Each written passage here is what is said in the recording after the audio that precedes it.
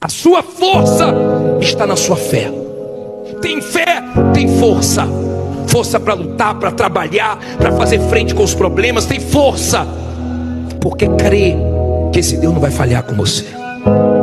Você acha que o Deus que tirou Daniel da cova, que o Deus que tirou José da prisão, o Deus que tirou Jeremias do fundo do poço, você acha que esse Deus não pode tirar você dessa situação? Tire essas coisas da sua cabeça. Ah, eu já fui preso, ah, eu tenho um nome sujo, como é que minha vida vai mudar? Ninguém vai abrir a porta para mim. Deus abre a porta para você. Quem está colocando essas coisas na sua cabeça é o diabo, é o mal, para você voltar para a vida errada.